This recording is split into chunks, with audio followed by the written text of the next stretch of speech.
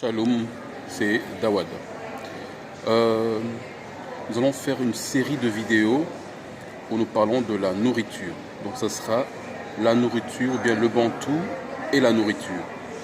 Cette vidéo, c'est une introduction à ce sujet-là. Mais au courant des autres vidéos, nous irons en profondeur.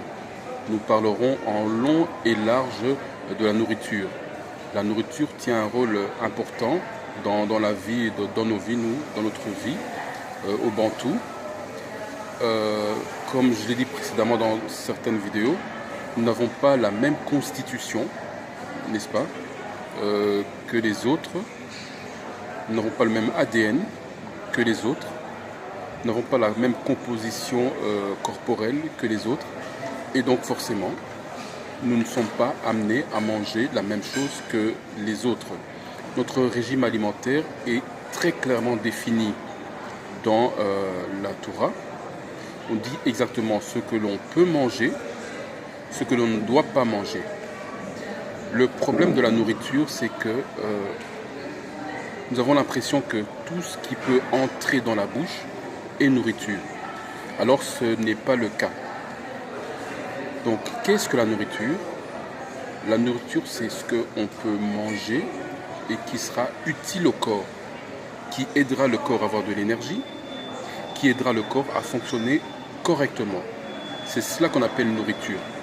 Donc s'il y a des choses qui peuvent être mangées, ça veut dire portées, mis en bouche, mais qui n'aident pas le corps à fonctionner correctement, qui n'apportent aucune énergie au corps, qui n'est pas bénéfique pour le corps, ces choses-là ne sont pas considérées comme nourriture.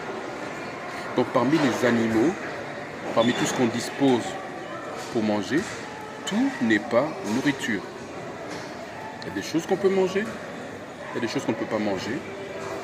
Et on considère cela comme étant de la non-nourriture ou bien pas de la nourriture. Lorsqu'on lit Lévitique 11 ou bien Deutéronome 14, on nous parle de toute une série d'aliments, des choses qui volent dans le ciel, des choses qui rampent sur la terre et des choses qui sont dans les eaux. On cite toute une série d'animaux avec certaines caractéristiques et on nous dit ce qu'on peut manger et ce qu'on ne peut pas manger. Ce qu'on peut manger est considéré comme étant pur et ce qu'on ne peut pas manger est considéré comme étant impur. Donc ce qui est pur, c'est ce qui est mis à part. Rappelons-nous du mot pur, c'est kadosh. Ça veut dire mis à part pour une utilisation spéciale, pour une utilisation particulière. Et l'utilisation particulière, c'est quoi? C'est tout simplement dans le corps, pour nourrir le corps. Dans le corps, pour être bénéfique au corps. Dans le corps, pour donner de l'énergie au corps. Dans le corps aussi, pour guérir le corps en cas de maladie. Mais nous y reviendrons lors des prochaines vidéos. Et lorsqu'on lit également Lévitique, on nous parle du sang. On dit que dans le sang, il y a la vie. Donc le bantou ne mange pas la nourriture avec le sang. Ça, c'est le propre du caucasien.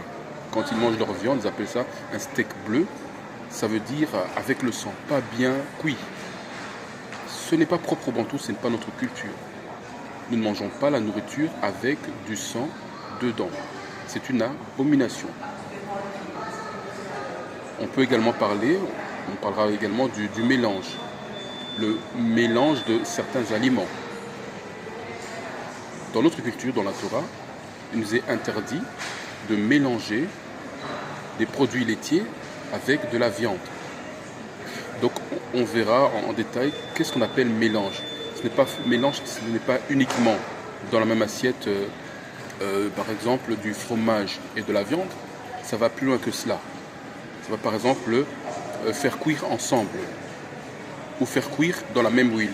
Tout cela, c'est le mélange. Et donc pour les adeptes de la nourriture rapide, comme on dit en anglais le fast food, ceux qui aiment manger les hamburgers, le cheeseburger, déjà à la base c'est une nourriture qui est très mauvaise, mais en plus le cheeseburger, il y a le mélange de fromage et de viande. Ce qui est une abomination, une interdiction, ce qui est banni pour nous, le bantou, dans la Torah. Mais là, évidemment, c'est une introduction ici, nous allons y revenir. Certains disent également qu'on ne peut pas manger, on ne peut pas boire du vin. Pardon. Est-ce vrai? Est-ce faux? Quel est le rapport entre le bantou et le vin? Je peux dire ici en introduction que le vin n'est pas une interdiction. Il y a certaines catégories de personnes dont on avait interdit le fait de boire du vin pour une raison particulière, mais de sens général, le vin n'est pas une interdiction. C'est autorisé. Ce qui est interdit en revanche, c'est de se saouler. Ça oui, c'est interdit. Mais boire de vin n'est pas une interdiction. Et quand on parle de vin, on parlera de différents types de vin. Parce que le vin, évidemment, le vin au temps de Massillard et des apôtres est différent du vin qu'on a maintenant. Ce n'est pas le même type de vin. Donc le vin qu'on trouve dans nos magasins, nos grandes surfaces, n'a pas la même composition que le vin de l'époque. Mais là, évidemment, nous allons y revenir parce que c'est plus précis que cela. Et alors, en conclusion de cette introduction, je pourrais dire le régime original consiste en fruits et légumes. Mais ceux qui sont adeptes de la viande, ce n'est pas un péché si nous mangeons la viande qui est autorisée par la Torah. Donc on sait qu'il y a certains types de viande qui n'est pas autorisée par la Torah. Donc ceux qui se limitent aux fruits et légumes ne font pas mal. Ceux qui mangent la nourriture, donc la viande qui est autorisée par la Torah, ne font pas mal non plus. Les uns ne critiquent pas les autres. En revanche, ceux qui mangent la viande qui n'est pas autorisée par la Torah, ceux-là font mal et c'est également un péché. Je pense me limiter ici pour cette vidéo d'introduction. Dans les prochaines vidéos, nous irons en détail dans les différents aspects de la nourriture. Nous parlerons également il y a 5 versets que les chrétiens aiment utiliser pour justifier le fait qu'on peut manger, ils disent qu'on peut manger de tout. Nous allons y aller en détail, nous allons analyser ces versets-là, nous allons analyser leur contexte et nous apporterons les précisions et les corrections quant à la compréhension de ces versets-là. Voilà, je me limite à ici pour l'instant. À tous, shalom.